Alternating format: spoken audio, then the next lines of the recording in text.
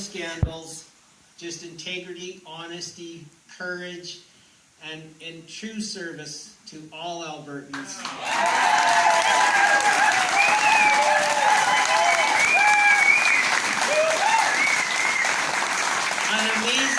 An amazing leader that no one has to wonder whether her integrity and her honesty and her service to Albertans is in question at all, ever. It's an honor. I want to say so much more.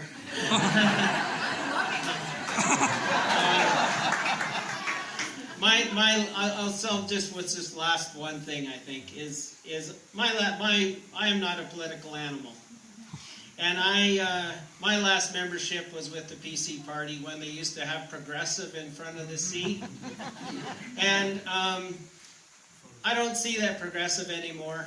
And I bought a membership in 2015 to support my cousin Ken Hughes, who stepped aside, of course, to let Jim Prentice run in order to get run over by the Orange Crush.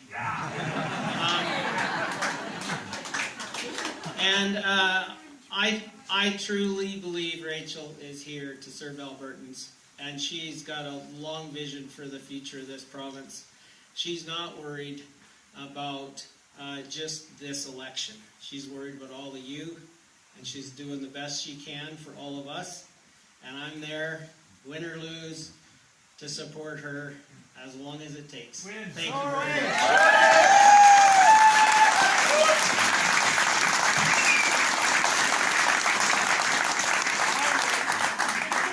Okay, you guys are going to find this very funny because apparently, Cam doesn't think he needs to stand up here. And I apparently do. And I have to say there's very few people on my team that would be that amusing about Cam and I. Anywho, I'm up here anyway. Let me begin as well by saying how amazing it is to be joining all of you here on the traditional territories of Treaty 7. And let me also say what a phenomenal honor it is for me to have someone of Cam's caliber on our team. It is tremendously. It really is. It's just a tremendous honor for me because this guy sort of represents all that is best of Alberta. He and his family, and it really speaks a great deal to me about the work that we've done, that we've been able to bring Cam onto our team. You know, someone who has dedicated as much time as he has. I mean, he's a rancher, but is it 18 years on the council of the MD of Ranchland, and 8 years as the Reeve. This is someone who really gives to his community, who knows his community, who is committed to public service. And so it is truly an honor for us to have Cam on our team. So thank you so much for stepping in.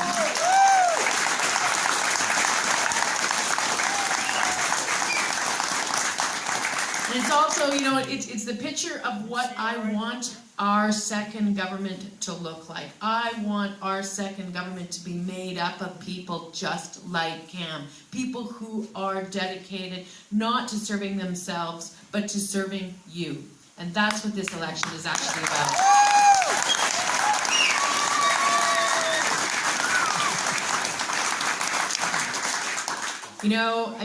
There's a choice to make. We're a few days away from the election, and Albertans are going to have to step up and make a choice. They're going to have to decide who it is that they believe will stand up for them, for their economy, for their jobs, for their health care, for their education, for their community. Do they believe that Jason Kenney is that person, or do they believe it's me? Now, did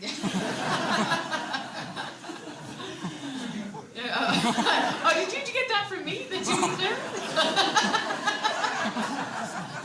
Everybody on my team now, it's incredible in the van, They open the door. To be clear, I'm getting in now. Everybody says that. I had no idea how much I did that. Anyway, I digress.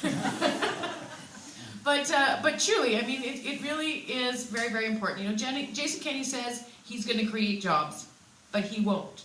What his plan is to give a massive corporate tax cut to the wealthiest corporations, and then pay for that by freezing our healthcare and our education, and by telling the many people who work for those corporations that they don't deserve overtime anymore. He says he's going to get a pipeline built, but he won't, because his plan actually is to pick a fight with the rest of Canada. We have been working with great determination over the last 3.5, 4 years to build support from coast to coast to coast for our pipeline, so people understand why it matters not just to us here in Alberta, but to Canadians across the country. And we need to continue that work. We don't want to elect someone now who's going to pick a fight with the rest of the country for his own political gain, and that is the only reason for doing it. And Jason Kenney says he's going to protect your healthcare. He won't. He's going to have to gut your healthcare. He's going to have to bring in American-style healthcare to pay for the aforementioned corporate tax giveaway. And in so doing, he's going to create two types of healthcare. One for the very, very select few who don't have to wait very long, and then one for the rest of us, where the lines get longer and the services become less. So that's not our plan. Our plan is a different plan. Our plan is to invest and to build our economy, to create jobs, to bring our budget to balance in a careful, responsible way, doing exactly what we've been doing up until now, and to support our healthcare and our education and the services that matter so much to our families and our communities. We have the biggest ever plan to diversify our energy sector since the days of Premier Peter Lougheed.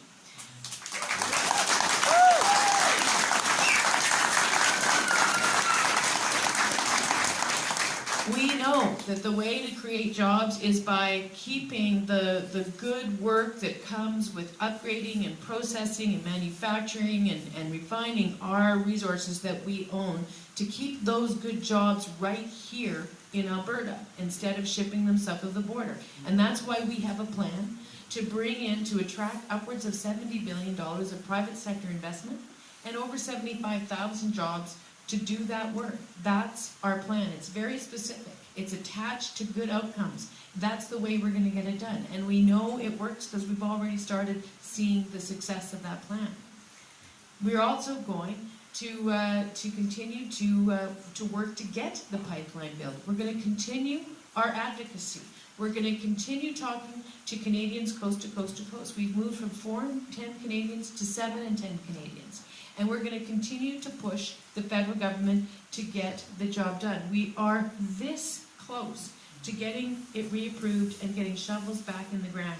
And we cannot afford to let Jason Kenney put that in jeopardy.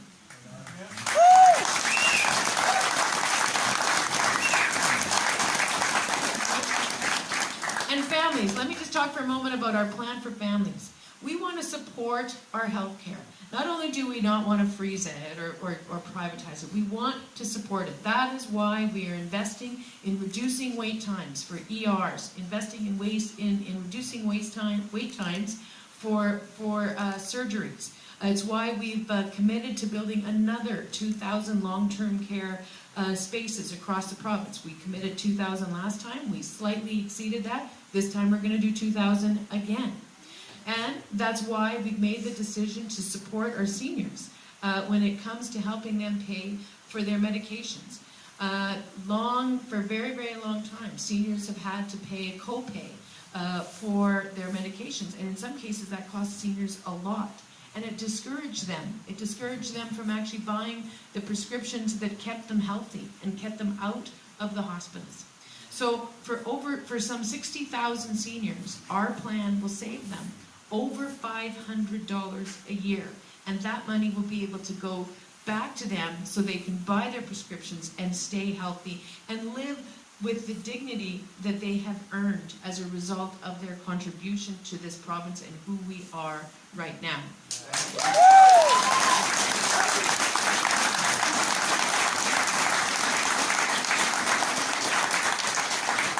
And our plan also focuses on kids, like these guys right here. Although I have to say, you know, I'm thinking our plan focuses on schools and making our schools better. Although when I see them here, up here with the horses and everything, I think, maybe it'd be just better if they just stay, you know, this looks like a more fun, really. So great. But no, I mean, we know that education of our kids is our future. And we know that every year, more than 15,000 new kids walk through the doors of our schools throughout this province. And we know that if we freeze education, then that means that all 15,000 of those kids will walk through the doors without a single solitary new teacher being hired. And that makes no sense. That will undercut the quality of education that these kids here can count on. And that doesn't make sense for our future. So we won't do that. We will continue to fund education. For every new kid that walks through the doors of the schools, they will get the funding they need to get the access to teachers that they need. So that's our commitment. And we will also move forward on our child care plan. Because we know that expanding our $25 a day child care program will not only save families huge amounts of money, young families, and it will not only provide for much better outcomes for many of those kids who have to be in childcare, but it's actually the single biggest shot in the arm to our economy that one can possibly give. So that's something that's really important to us.